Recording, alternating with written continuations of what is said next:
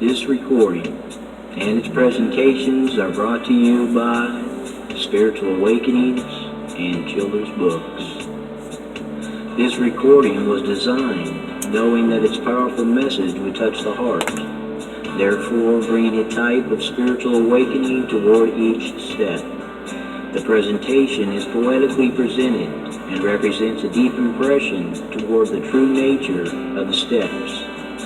It is my hope that it might assist in helping people understand the 12-step programs available to the public today and possibly provide a change of spiritual deterioration into the light of Christ. Sobriety is a gift from God. No matter how tough things may be, there is light at the end of the tunnel. Driving down a darkened street, it's not too bad if you can see, but say for chance the fog rolls in, which can cause your lights to dim. The dangers of the road unknown makes this drive a heavy load. Some will stop because of fear, while others speed with persevere. Life's the same while traveling through. You must have light in the things you do. Don't travel through the world this way. Let the steps of recovery guide your way. Life is a tremendous gift if we know where we are going. Copyright December 28, 2001. Poetry by Samuel David Childers. Illustrations by Robbie, and all recording and music by Rick Sanders Recording. A Spiritual Awakening. Hi, my name is Sam. It was a sunny afternoon in the small town of Tracy in the year of 1979 when I first decided to take my first real drug. That drug led to many more and many different types. Pot, beans, black beauties, coke, crank, acid, and the mother of all drugs, king alcohol. At first I was thoroughly convinced that I had found a cure to every problem of life. I guess I was an addict or an alcoholic way before I took that first drink or drug. I simply felt like a square peg trying to fit in a round hole. I grew tired though, tired of staying up for weeks at a time. Tired of not remembering the night before. Tired of tweaking. I was just exhausted. I really wanted to change, and at times, I gave it my very best. I've been through Raleigh Hills, the Phoenix program, and RTC. These are in-house treatment programs, and each one taught me something. Yet I still felt alone, scared, and looking constantly for something or somebody to fix me. My disease had grown and splintered in such a way that it dissolved my dreams, goals, wives, houses, and cars. But worst of all, in trying to find myself, I got lost. I no longer knew who I was. Was I Dr. Jekyll or Mr. Hyde? So I guess you could say that drugs and alcohol gave me wings to fly, then slowly tore at them, broke them, and took them away. Then I finally realized, after struggling to find the right antidote to fly again, there was simply no chance of ever recapturing that single moment of flight. Yet so obsessed by the compulsion and desire to continue, I soon found myself unable to stand, powerless over every aspect of life, swiftly deteriorating, mentally, physically, and spiritually dead. I had no other place to turn. Surely only God could understand. I pleaded for His help in that destined moment of despair, and He sent me an angel, clothed with sober wings of serenity, one who had suffered as I was suffering, and He showed me the way to rebuild my life once again. Today I again have wings to fly, The drink obsession is being replaced with tolerance and love. The flights are always remembered, and the wings are a free gift which every addict and alcoholic receives by applying the steps of recovery. May all our flights guide us to our primary purpose, to help other addicts and alcoholics to achieve sobriety, so they too can teach others who are still sick and suffering to grow and become healing angels flying the growing skies of serenity. May God bless you all. It's never too late to change, for with God, all things are possible. An angel of the Lord. Step 1. We admitted we were powerless over alcohol and drugs, that our lives had become unmanageable. The monster inside, so cunning, so baffling, so powerful, so strong, changing the mind's own perception, thinking it's not a problem at all. Slowly its growth starts to splinter, shooting darts of poisonous fears, infecting the dreams which were rendered, leaving nothing but sorrowful tears. Goals of success and fulfillment drift in its poisonous tide, polluting the mind's own persistence, killing the one that's inside. The monster which rules this infection lies in the disease of a man who had thought he had finally discovered a cure, a comfort, a friend. So cunning, so baffling, so powerful. It's tricked him. It wasn't a friend. Simply a bottle of liquor, his disease had called from within. Even though it's not always easy to change or admit anything, as soon as we do, things change automatically. Step 2. Came to believe that a power greater than ourselves could restore us to sanity. I know a higher power lives, for I feel the love which he gives. Through faith and prayer in his name, he can change insane to be sane. Just believe and let your higher power do the rest. Step 3. Made a decision to turn our will and our lives over to the care of God as we understood it. The life of an addict or an alcoholic's not an easy life to lead. So many rules and regulations to help maintain the disease. Our freedom's not as carefree as some may wish it could be, but the spirit which shines within us has a glow that all can see. There must be a special purpose. Why, I just don't know. Except without faith in a higher power, our disease would just grow and grow. We turn our lives and our wills over to something which we believe. Faith in a higher power seems to be the key, and by simply disbelieving, our spirit and minds made free. Turn your troubles to God, each minute, each hour, each day. How? Simply pray. Step 4. Made a searching and fearless moral inventory of ourselves. Through pain we realize what not to do. Through pain we realize how others feel too. Through pain we change, through experience we gain. Through pain we change, never to be the same. Through pain we learn love and trust. Through pain we will suffer from love that's been lost. Through pain we will be washed of the feelings we feel, drop by drop in the form of a tear. Through pain we can see the love Christ must feel, For through pain he suffered, bled, and died. Through pain he did it for you and I.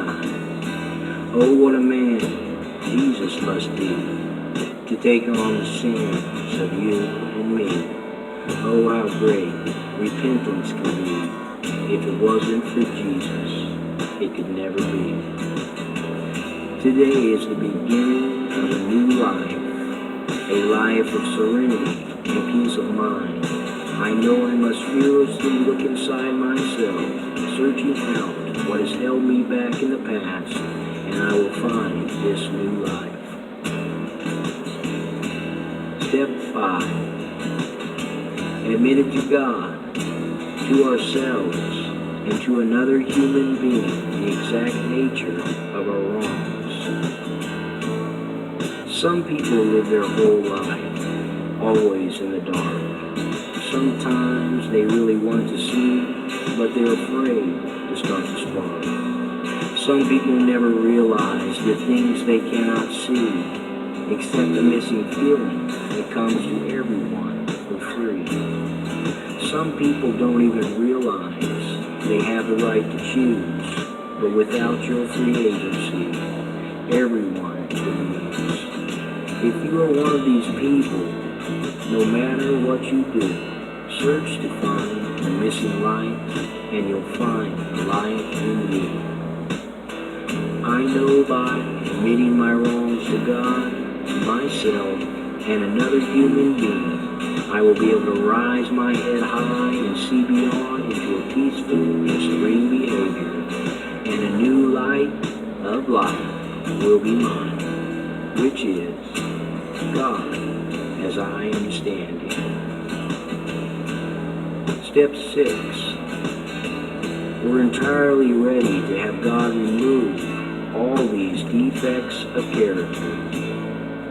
Compare your life to a crystal glass that's dirty and unclean, and think of when it used to be so sparkly and clean. It wasn't very long ago when God first sent you here. That is when your crystal glass was so sparkly and clear. So take the steps you need to take. Let your sponsor show the way to take the wreckage of your past and slowly wash it away until your crystal glass is clear and you're not in the way. Then side by side you'll walk with God each and every day. Ask for God's help in removing character defects and watch your spirit shine. Step 7. Humbly ask Him to remove our shortcomings. Our Father, who art in heaven, please listen while I pray. For my body, mind, and spirit has dug a deadly grave. Forgive me, Lord, for drifting. I've simply lost my way. Relieve me of my shortcomings and my mixed-up thinking ways. Please, step by step and day by day, walk beside me as I pray. Comfort me in sorrow. I'll prove my love to you. Your will for me forever, for I've seen what my will can do. Ask, and you shall receive. Step 8. Made a list of all persons we had harmed and became willing to make amends to them all. I'm thankful for a second chance. It's not too late to stand.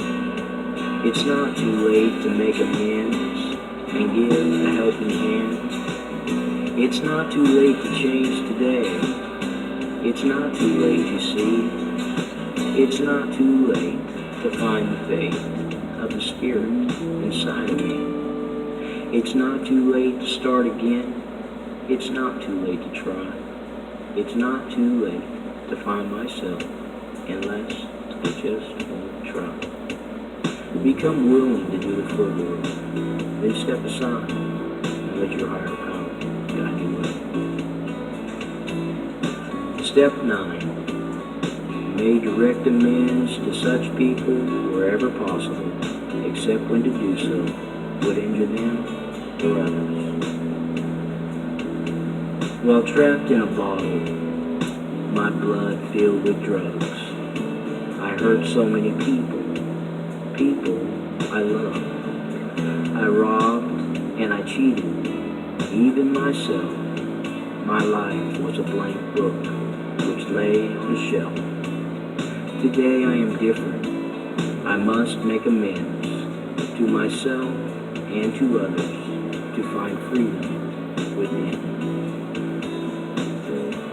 When we decide to make our amends, we free ourselves from the wreckage of the past.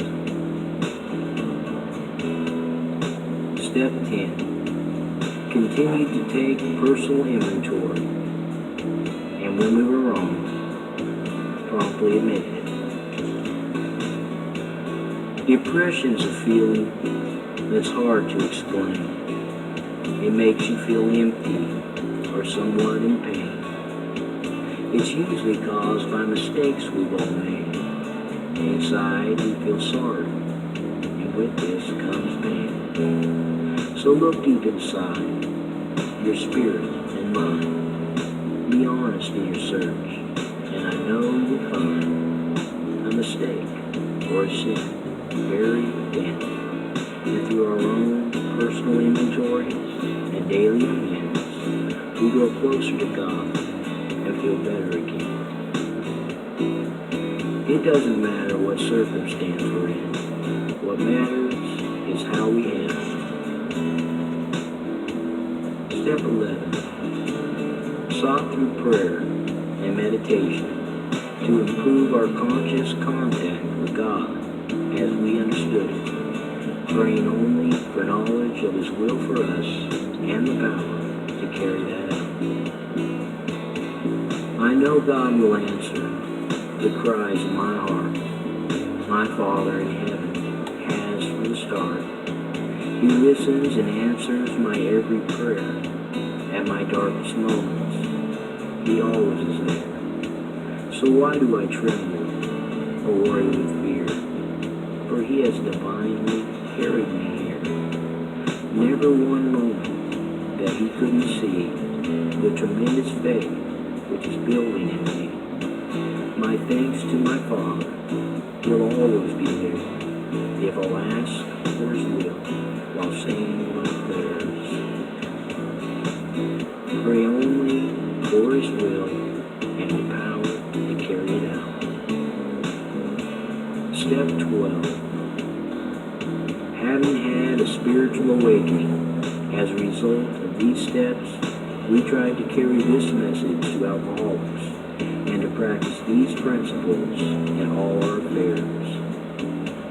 I'm building a ladder, one step at a time. Face all that matters while making this climb. I make each step solid and not far apart, for with God as my helper, I have a great start. Faith is the nails, deep in the steps.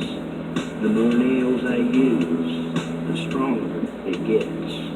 The stronger it gets, the higher I'll climb, working for God, one step at a time. Sharing the steps of recovery not only helps us stay sober, but it brings happiness to all those who suffer. Your eternal friend, Samuel David Childers. Thus I place my anonymity in God's hands, and I give God the glory. I truly love the Lord.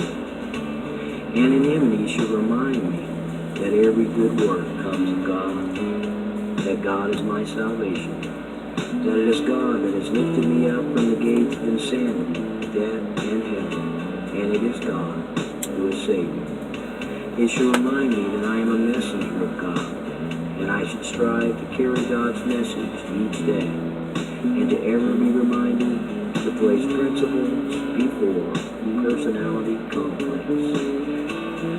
This has been dedicated to every addict and alcoholic throughout the world who has a deep desire to change, grow, and become all they can possibly be. Your friend, Henry Kuiper, Spiritual Awakenings and Children's Books. Hey, are you a friend? Maybe I love you.